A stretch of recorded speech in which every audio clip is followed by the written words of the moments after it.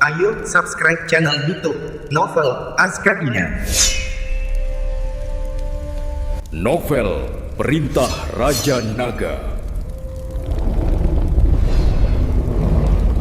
Bab 5758 Aku sangat menyesal. Lembah batu yang dulunya teratur kini telah menjadi reruntuhan dengan kurang dari sepertiga pengikut manusia buas yang selamat dan semuanya terluka. Tetua Lian bersandar pada pedang perangnya yang setengah patah, berdiri dengan susah payah. Ia menatap David yang berjalan perlahan ke arahnya dengan ekspresi yang sangat rumit di matanya. Ada rasa lega karena selamat dari bencana dan kaget melihat kekuatan David, tetapi lebih dari segalanya, ada penyesalan tak berujung seperti digerogoti serangga beracun. Dia teringat kembali pada sikap arogannya sebelumnya, beberapa batu abadi bermutu rendah yang pernah dia lempar ke tanah, dan pengusirannya yang kejam. Setiap adegan bagaikan tamparan keras di wajah, menghantam wajah dan jantungnya. Kalau saja kita tidak menilainya dari penampilannya dan meremehkannya, dan memperlakukannya dengan sopan, serta tetap mempertahankan pemuda yang luar biasa kuatnya ini di lembah, bagaimana mungkin Rock Valley bisa mengalami kehilangan yang begitu besar? Mengapa begitu banyak murid yang luar biasa harus kehilangan nyawa mereka dengan sia-sia? Senpai. Penatua Lian membuka mulutnya, suara serak keluar dari tenggorokannya yang kering, wajahnya memerah. Kesombongannya yang dulu telah sirna, hanya menyisakan permohonan yang rendah hati. Terima kasih banyak telah menyelamatkanku, senior. Aku buta dan pernah menyinggungmu sebelumnya. Aku mohon, tolong selamatkan aku. Aku bersedia membayar berapapun harganya. Dia merasakan meridiannya yang sedang terkikis oleh api hantu dari dunia bawah, memburuk dengan cepat, dan kekuatan hidupnya pun cepat memudar. Tanpa bantuan sosok yang kuat untuk memadamkan api iblis itu, dia pasti akan mati. Pemuda di hadapannya adalah satu-satunya harapannya. David berhenti dan menatapnya dengan tenang, matanya setenang sumur dalam, tanpa riak sedikit pun.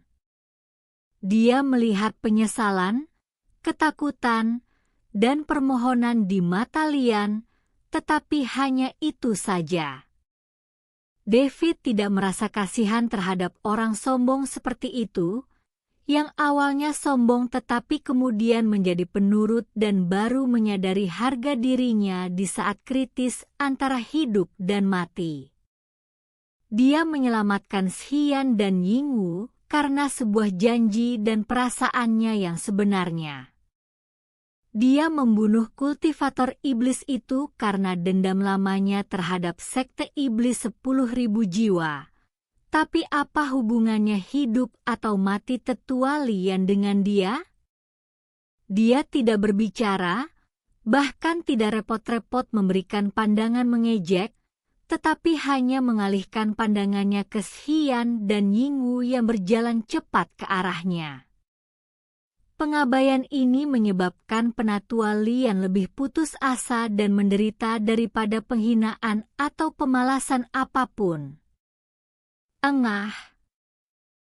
Dilanda amarah dan luka-luka yang dideritanya, Tetua Lian tiba-tiba batuk seteguk, darah busuk bercampur serpihan organ dalam, dan tubuhnya gemetar hebat. Dia mengulurkan tangannya, seakan-akan berusaha meraih apa yang sudah dia lakukan, matanya dipenuhi dengan kebencian, rasa sesal, dan rasa dendam atas perbuatannya sebelumnya. Akhirnya, tangan yang terulur itu jatuh lemas ke tanah, matanya berkaca-kaca, dan tubuh besarnya roboh dengan suara gedebuk, napasnya pun menghilang sepenuhnya. Bahkan saat meninggal, matanya tetap terbuka lebar, dipenuhi penyesalan yang mendalam. Sungguh menyedihkan bahwa seorang tetua di alam dewa surgawi tingkat kelima harus mengalami ajal seperti itu hanya karena kesombongan dan prasangka buruk. Jasad tetua Lian terbaring di kaki orang-orang yang dibencinya. Matanya yang terbuka lebar dipenuhi dengan penyesalan dan keputusasaan yang tak berujung, membentuk gambaran tragis dengan latar belakang pembantaian di sekitarnya. Para murid Beasmen yang selamat menyaksikan adegan ini dengan emosi yang luar biasa rumit. Mereka berduka atas kepergian tetua mereka, tetapi yang lebih penting, mereka kagum pada kekuatan David yang tak terduga dan ketegasannya yang tak kenal ampun. Xian dan Yingwu menatap mendiang tetua Lian dengan perasaan campur aduk, tetapi lebih dari segalanya, mereka merasa bersyukur dan kagum terhadap David. Mereka menghampiri David dan membungkuk dalam-dalam sekali lagi. Terima kasih banyak telah menyelamatkan nyawa kami, senior. Jika Anda tidak kembali tepat waktu, kami pasti sudah.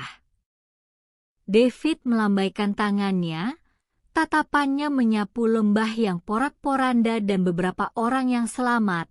Nadanya masih tenang, kita tidak bisa tinggal di sini lagi. Karena sekte iblis jiwa segudang telah mengirimkan pasukan sebanyak itu, mereka kemungkinan akan mendapatkan bala bantuan yang lebih kuat nanti. Bab 5759 menuju markas besar.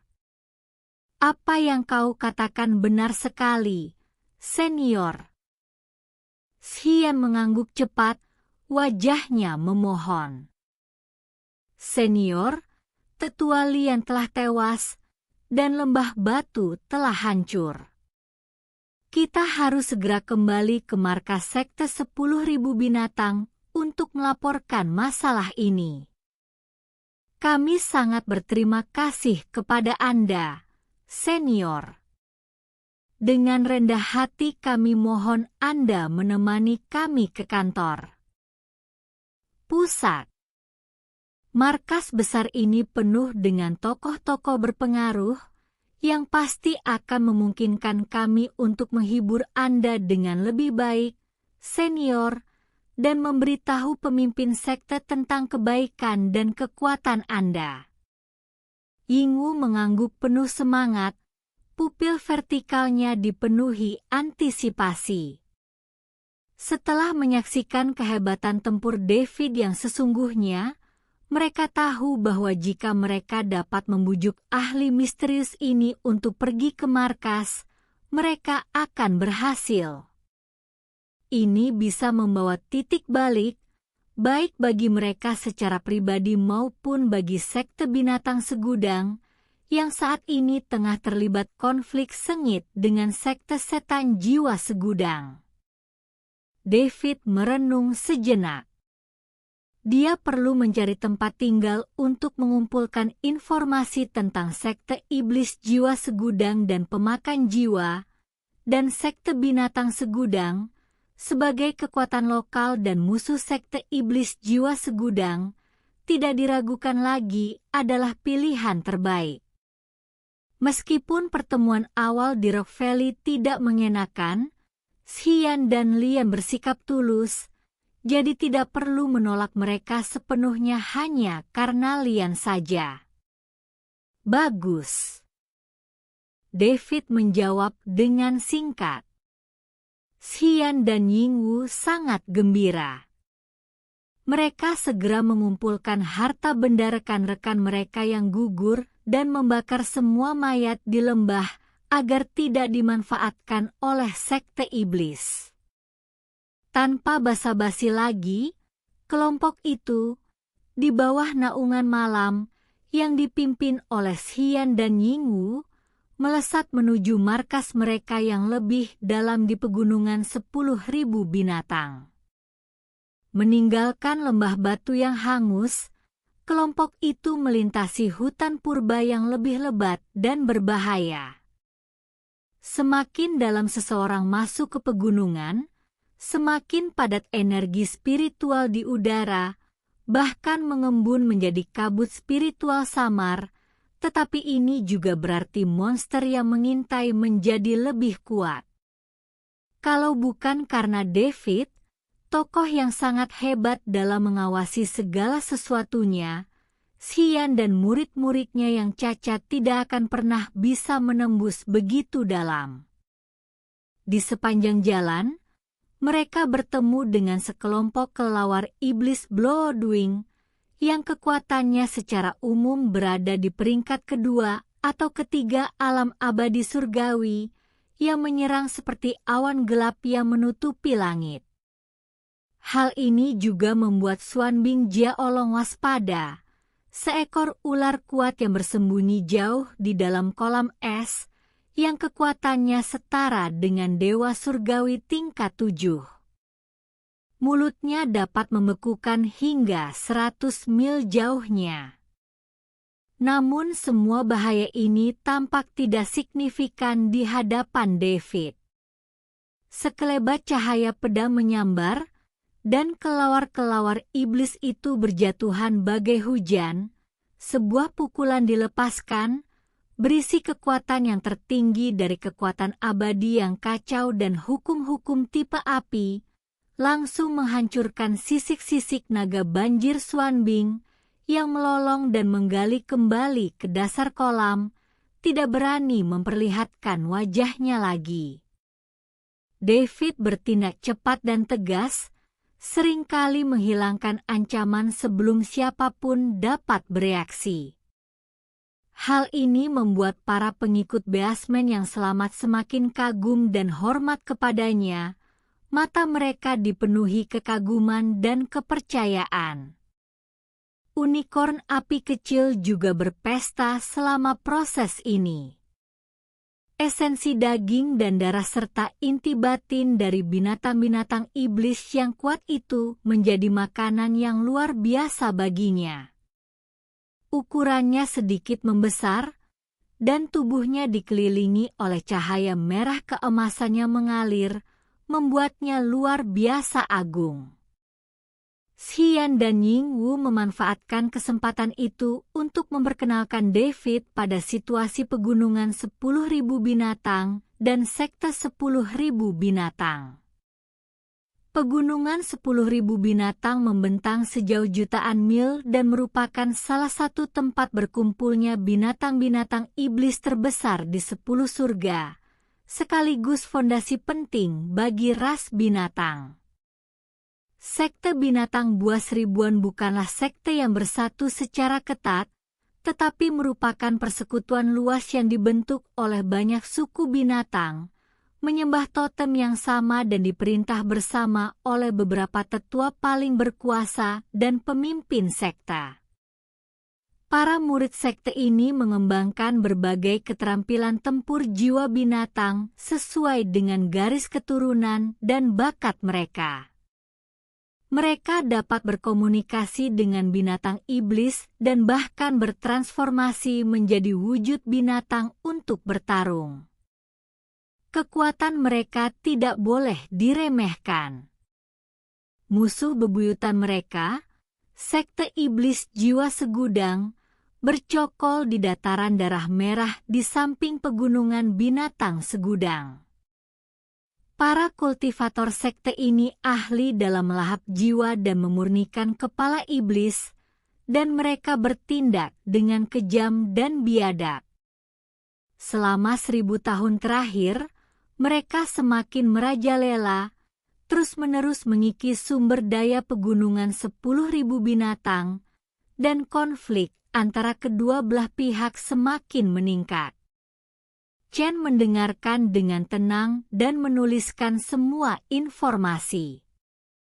Dia memperhatikan bahwa saat sekte iblis jiwa segudang disebutkan, Xian dan yang lainnya memiliki sedikit kekhawatiran di mata mereka selain kebencian, yang dengan jelas menunjukkan bahwa tekanan dari sekte iblis sangat besar.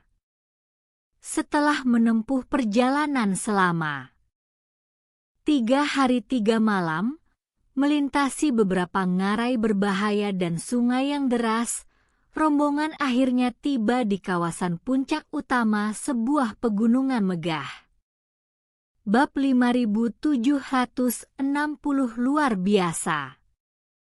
Pegunungan di sini bagaikan pedang tajam yang menusuk langit, diselimuti kabut. Bangunan-bangunan megah yang tak terhitung jumlahnya yang dibangun di dekat gunung dapat terlihat samar-samar dengan gaya yang kokoh dan kuno.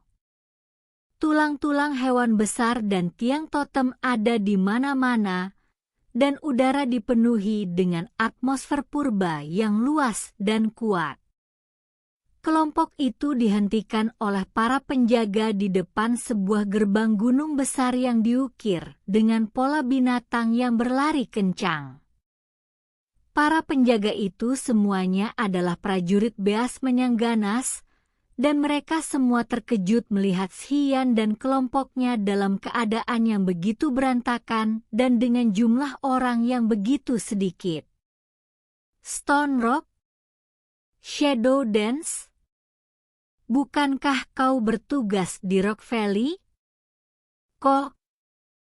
Kapten penjaga, seorang pria kekar dengan cula badak di dahinya, bertanya dengan suara berat, tatapannya menyapu dengan waspada ke arah David, manusia yang tidak dikenal, dan unicorn api kecil yang aneh di sampingnya.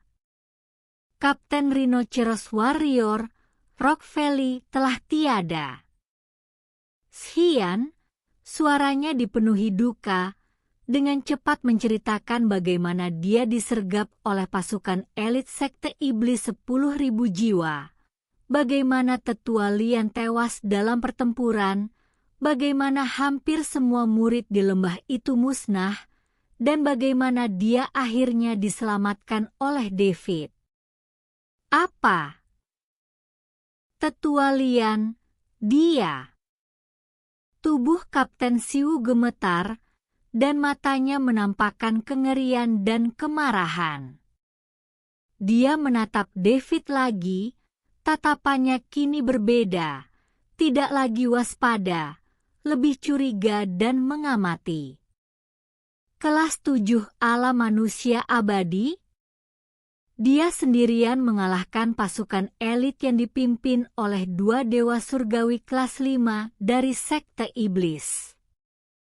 Kedengarannya sungguh tidak dapat dipercaya. Masalah ini sangat penting, dan aku harus segera melaporkannya kepada pemimpin sekte dan semua tetua. Ikut aku. Kapten Siu tidak berani menunda dan segera memimpin semua orang melewati gerbang gunung yang besar, menyusuri tangga batu yang berkelok-kelok, menuju aula binatang yang paling megah di puncak gunung, yang memancarkan aura yang kuat. Sepanjang jalan, banyak murid sekte 10.000 binatang melemparkan pandangan penasaran, terutama saat mereka melihat David, manusia dengan aura lemah, tengah dipimpin langsung oleh Kapten 11 Wu, yang mana hal ini pun memicu banyak perbincangan. Saat memasuki aula 10.000 binatang, tekanan yang lebih kuno dan berat melanda mereka. Bagian dalam aula utama sangat luas, dibangun dari tulang-tulang hewan besar yang tak terhitung jumlahnya dan bebatuan, dengan ukiran berbagai binatang mitos kuno yang tampak hidup pada dinding sekelilingnya. Saat itu, suasana di aula utama terasa hikmat. Seorang anggota klan singa yang perkasa, dengan sosok menjulang tinggi, wajah tegas, dan aura teror, duduk di kursi utama. Dialah pemimpin sekte Lai Tian. Beberapa tetua dengan aura mendalam duduk di sebelah kiri dan kanannya, jelas-jelas mendiskusikan berbagai hal penting. Master sekte, para tetua. Kapten Siu melangkah maju, berlutut dengan satu kaki, dan melapor dengan suara berat, murid Xian dan Yingwu yang bertugas di lembah Panxi telah kembali untuk melaporkan bahwa lembah Panxi telah ditembus oleh sekte iblis Wan Hun 3 hari yang lalu. Tetua Lian bertempur dengan gagah berani dan gugur di lembah. Hanya 13 murid yang tersisa di lembah. Apa? Keributan meletus di dalam aula. Sekte Master Lietian tiba-tiba berdiri, dan tekanannya mengerikan, hampir nyata, langsung menyelimuti seluruh area, hampir mencekik para murid yang masih hidup seperti Xian, dan bahkan David merasakan sedikit tekanan. Apa sebenarnya yang terjadi? Ceritakan detailnya. Suara dewa sekte surga Rift bagaikan guntur, bergema di seluruh aula. Meski berada dalam suasana yang menindas, Xian menceritakan kejadian itu sekali lagi. Kali ini lebih rinci, terutama menekankan bahwa David turun seperti prajurit dewa pada saat kritis, membunuh para pembudidaya iblis dengan cara yang menggelegar dan menyelamatkan mereka, dan menyebutkan bahwa David mengaku memiliki dendam lama terhadap sekte iblis 10.000 jiwa. Semua mata langsung tertuju pada David. Tatapan mata para tetua tajam, penuh dengan penyelidikan, kecurigaan, dan bahkan sedikit penghinaan yang nyaris tak terlihat. Tingkat ketujuh ala manusia abadi. Penatua Yusha, mengenakan jubah berbulu dan bermata setajam elang, berbicara lebih dulu, nadanya penuh dengan skeptisisme yang tak terselubung. Xian, apa kau yakin tidak salah lihat? Tetua Lian, seorang dewa surgawi tingkat 5, bertempur melawan lembah martir. Kau bilang anak ini mengalahkan pasukan sekte iblis dan bahkan membunuh 2 pemimpin dewa surgawi tingkat 5? Itu benar-benar konyol. Bab 5761, kata-kata bukanlah bukti. Tetua lain dari klan beruang, Siong Tuo, yang sedang gemuk, berwajah ramah namun bermata tajam. Ia mengelus dagunya dan berkata perlahan, "Anak muda, bukannya kami tidak percaya padamu, hanya saja masalah ini terlalu mengejutkan. Apa kau punya bukti? Atau lebih tepatnya, senjata sihir khusus atau teknik rahasia apa yang kau gunakan?" Jelas, seperti halnya mendiang tetua Lian, mereka sama sekali tidak percaya bahwa seorang dewa tingkat 7 dapat memiliki kekuatan tempur yang menantang surga.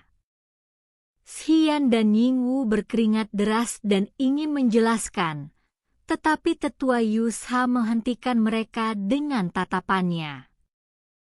Penguasa sekte langit celah tidak berbicara, tetapi menatap David dengan tatapan yang dalam, seakan mencoba melihat ke arahnya. Meski banyak keraguan dan tatapan meremehkan, David tetap tenang, seolah-olah semua yang ada di sekitarnya tidak relevan. Dia bahkan tidak punya keinginan untuk menjelaskan. Dia hanya melirik kembali ke arah penguasa sekte surga Rift.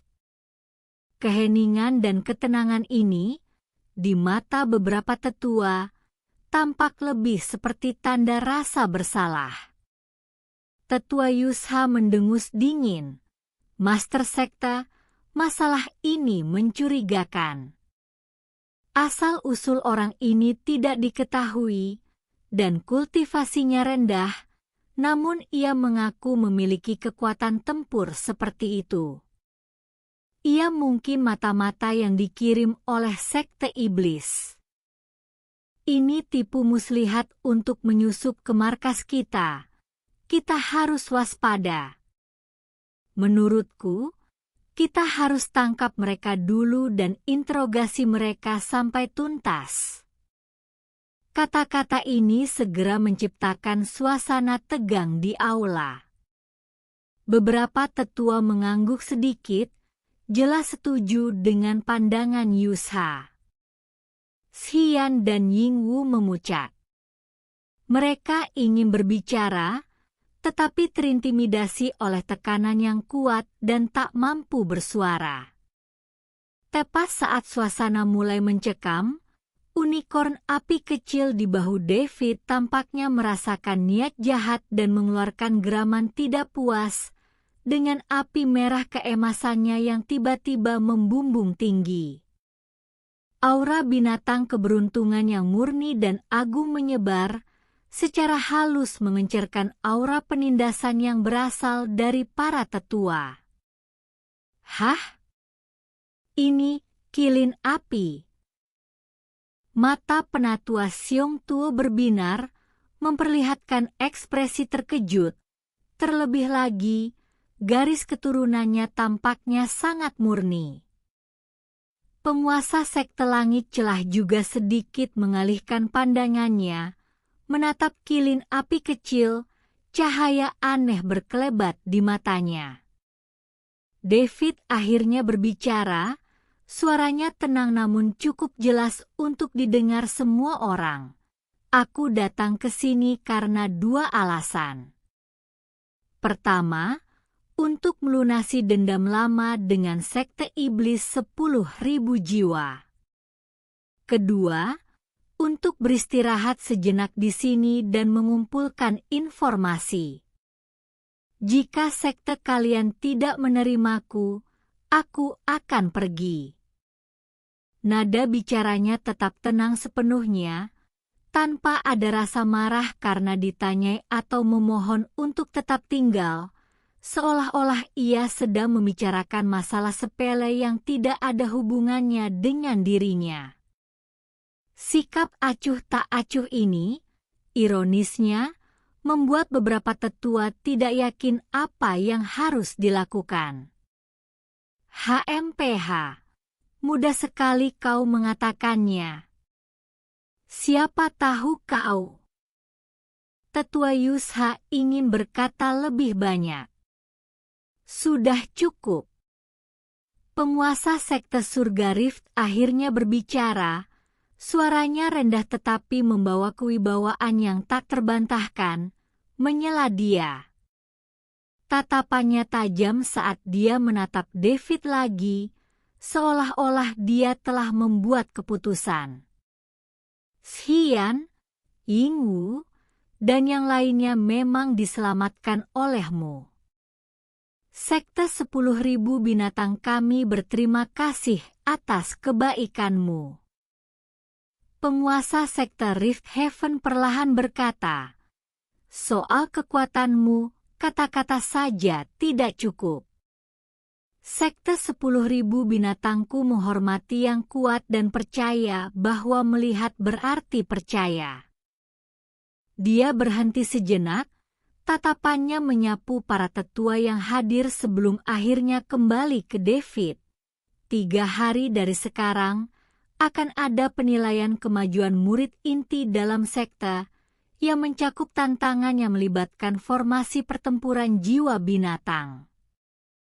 Jika kau mampu menghancurkan formasi jiwa binatang 3 bakat yang terdiri dari 3 murid inti tingkat 4 alam surgawi abadi sendirian, itu akan membuktikan bahwa perkataanmu itu benar, dan sekte 10.000 binatang kami akan memperlakukanmu sebagai tamu terhormat. Selama informasi yang Anda cari tidak melibatkan rahasia inti sekte, saya akan menjawab apapun yang Anda tanyakan. Jika tidak, penguasa sekte surga Rift belum selesai berbicara, tetapi maksudnya sudah jelas dengan sendirinya. Mendengar ini, bibir tetua Yusha melengkung membentuk senyum dingin. Formasi jiwa binatang 3 bakat yang dilakukan oleh 3 murid inti Dewa Surgawi kelas 4 yang terkoordinasi dengan baik, cukup kuat untuk menjebak dan membunuh kultivator Dewa Surgawi kelas 5 biasa. Dia benar-benar menolak untuk percaya bahwa kultivator alam abadi tingkat 7 ini mampu menghancurkan formasi tersebut. Tetua Xiong Tuo menyipitkan matanya, tampak tenggelam dalam pikirannya. David mendongak dan bertemu pandang dengan Master Sekte Rift Heaven. Tanpa ragu, ia mengucapkan satu kata, "Bagus."